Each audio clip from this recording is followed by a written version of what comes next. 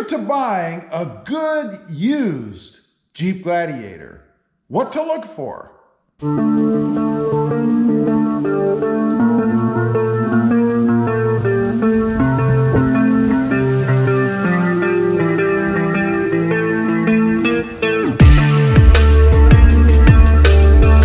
Well, good afternoon, everybody, and welcome back to Rob Motive JT. So what are the secrets to buying a good used Jeep Gladiator? What should you look for? Real quick, if you haven't before, smash that subscribe button and click that notification bell so that you don't miss out on any upcoming videos. So let's run through. I've compiled a list. It's right over there on the wall so that I don't forget what it is I wanted to talk about, of the things you should look for when buying a good used Jeep Gladiator. Number one, and this is something probably nobody thinks about, the windshield. Take a look at the windshield. You know, the windshield on the Jeep, because of its position, it sits almost straight up and down, is highly prone to chips. Little chips from stones and things that pop up on the road. Now, you may say, well, so what? What's a couple of chips? Well, it's no big deal as long as they remain just a couple of chips. But over time, with heating and cooling and maybe other things that impact the windshield, those things can web out. Now it becomes your problem. And it can be anywhere from $400 to $800, maybe even $1,000 expense. Something that you may not be wanting to spend on that brand new used Jeep Gladiator that you just bought. I would even go as far as to take a little bottle of spray and a rag and clean the windshield off. Nice little gesture for the current owner, but what you're really doing, of course, is looking for chips in the windshield, and the best way to find them is to wipe the windshield off. Number two, check the body panels for flex. Now, why is this important? Because you want to know how that Jeep Gladiator was treated. Did they beat it off-road? Did they take it on extreme off-road courses? In other words, did the body flex all over the place because they drove it hard off-road? The body panels, and I'm talking about all the lines in between the different panels and things, you know, on the hood, here, there's all kinds of places where different body panels meet. Check those to make sure that they still look in line, that there's no huge separation. That'll give you a bit of a clue as to how the current owner has treated that Jeep Gladiator.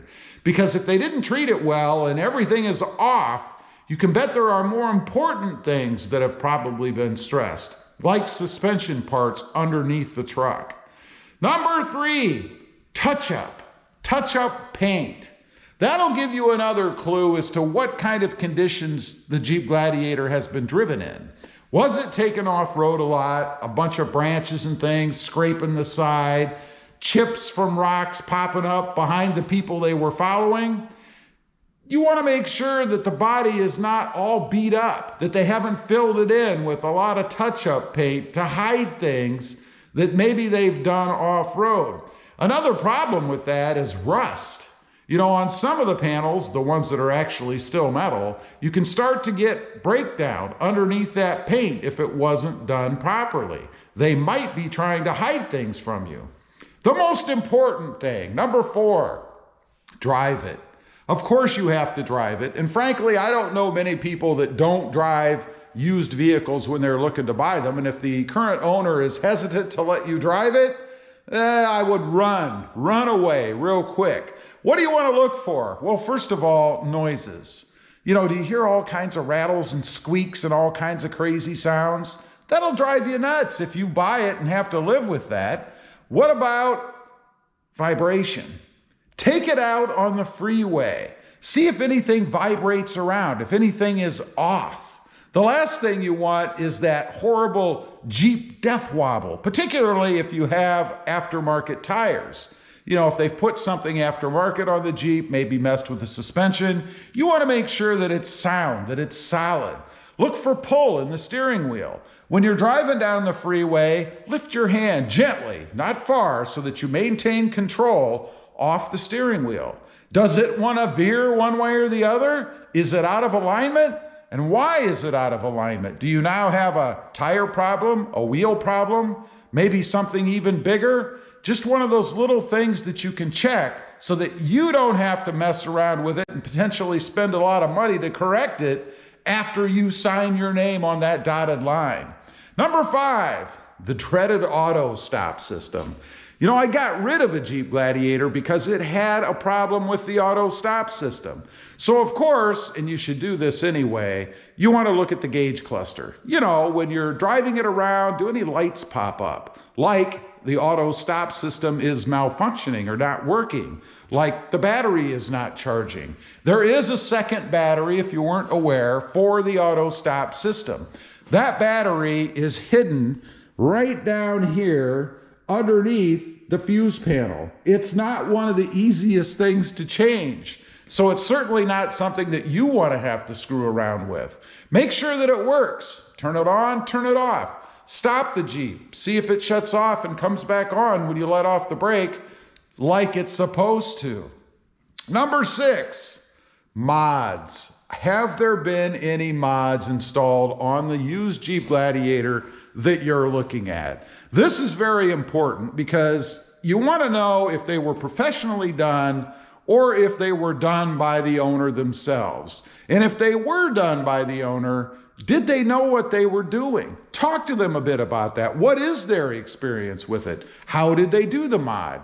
Does it sound like they know what they're talking about? Or did they do it for the first time and the used Jeep Gladiator you're looking at was their guinea pig? You know, I've told a story before, I'll mention this briefly. A friend of mine and we decided to install a radio on his brand new, I think it was a Ford Escort. This was a long time ago. We put that radio in, and as soon as we turned it on, it started smoking. Literally, you could see smoke coming out from behind the dash. It wasn't a ton, but it was there. We screwed something up, so we quickly took that radio out. We put the original back in, and it wasn't long after that that car was actually repossessed. That's a whole nother thing. But what problems did we cause? What was actually smoking back there? Didn't seem like it was the radio, so it was the wiring. Did we burn something up? Who knows? I pity the person that actually got that truck after it was resold from the repossession. Anyway, those are just a few things to look at if you're in the market and looking to buy a used Jeep Gladiator. Things that you should look for. Leave a comment, let me know. Ever purchased a used vehicle and then found out down the road that there were problems that maybe you should have looked into a little further before you actually turned the money over and bought that used vehicle? I'd be curious to know. Also, real quick, I do have 2 additional channels. Rob Motive, all about my 2021 Toyota Tacoma,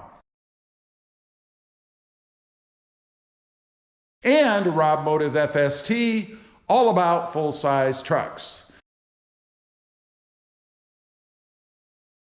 Check them out, and if you're interested, please consider subscribing.